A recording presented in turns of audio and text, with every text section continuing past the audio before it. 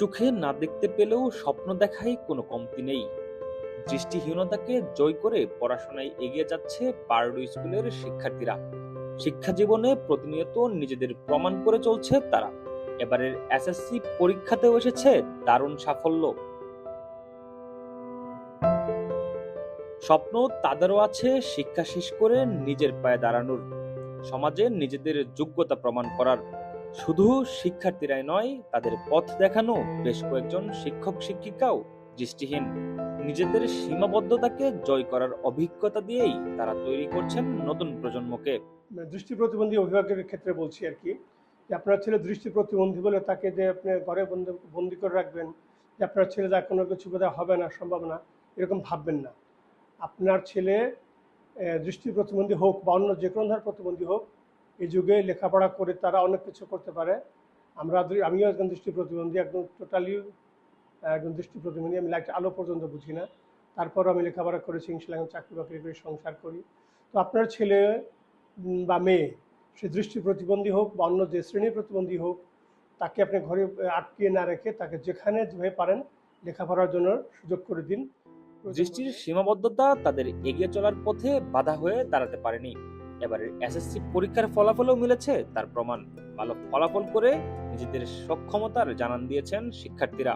তবে শুধু পরীক্ষার ফল নয়, জীবনে প্রতিষ্ঠিত হওয়ার স্বপ্নও দেখছে তারা। কেউ হতে চায় শিক্ষক, কেউ বা গড়তে চায় নিজের ভবিষ্যৎ নিজের পরিচয়ে। টিচার হওয়ার ইচ্ছা আছে।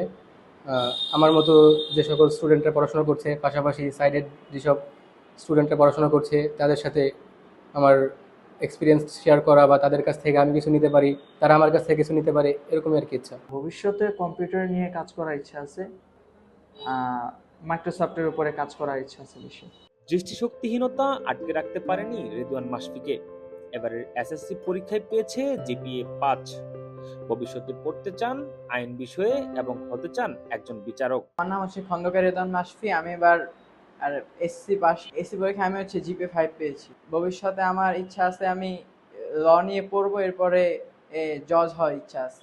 দৃষ্টিহীন মাহমুদুল হাসানের চাওয়া বাংলাদেশের প্রতিটি জেলায় যেন তাদের মতো মানুষের জন্য শিক্ষক নিয়োগ দেওয়া হয়, এবং ব্রেইল পদ্ধতিতে লেখা বই যাতে অন্যান্য সাধারণ লাইব্রেরিতেও পাওয়া যায়।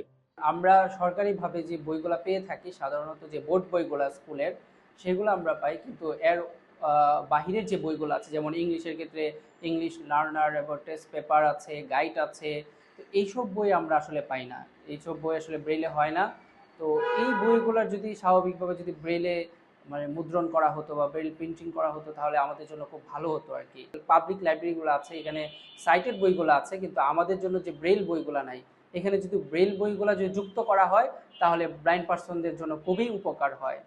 দৃষ্টিহীনতার বাধা পেরিয়ে শিক্ষার আলোয় এগিয়ে চলা এসব শিক্ষার্থীরাই যেন মনে করিয়ে দেয়, আলো শুধু চোখে থাকে না, আলো থাকে মানুষের স্বপ্ন আর সম্ভাবনায়।